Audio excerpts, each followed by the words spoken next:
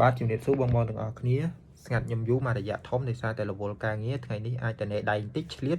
ខ្ញុំយកសលេងបងស្រីមកដាក់ជាមួយនឹងភ្លេងដោយតែរាល់ដង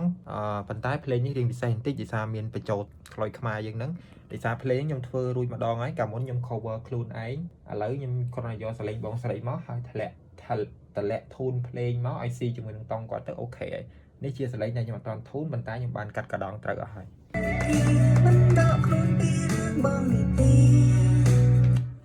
ចឹងអត់មានអីច្រើនទេបងចាំទស្សនាទាំងអស់គ្នាសកម្មភាពពេលធ្វើដូចរាល់ដងចឹងមានពីនេះពីនោះពីនេះអីចឹងទៅអរគុណច្រើន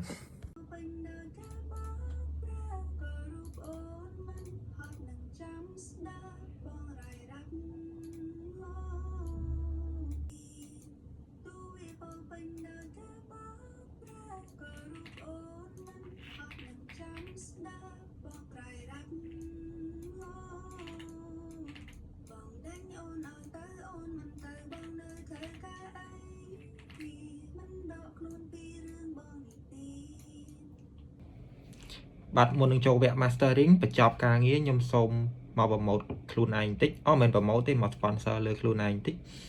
សម្រាប់បងដែលមានតម្រូវការធ្វើបទ original cover មិនថា cover ភ្លេងថ្មីភ្លេងពី YouTube ឬក៏បងត្រូវការជួល studio ដើម្បី recording អីខ្ញុំមានទាំងអស់អញ្ចឹងបងអាច contact មកខ្ញុំតាម link Telegram នេះបានសម្រាប់ការតាក់ទងឬក៏ជជែកពីតម្លៃអីផ្សេងពីសេវាកម្មអីផ្សេងបងអាចតាក់ទងមកតាមនឹងបានបាទអរគុណអញ្ចឹងយើងបន្តទៅការងារ mastering ស្ដាច់កោចូលមកហើយធ្វើការ add បាននេះកោខ្លាំងណាមើលមុខឲ្យហើយបងមើលមុខឡើង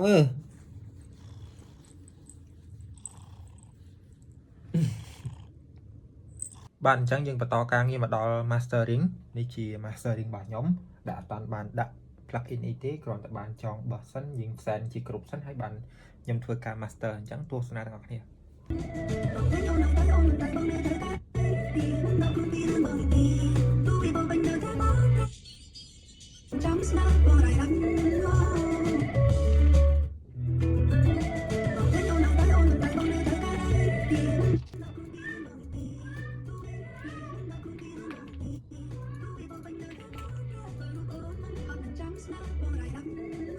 បាទអញ្ចឹងដូចជាអស់ហើយ master ខ្ញុំអត់មានអីច្រើនទេកុំឲ្យខាតពេលយើងដាក់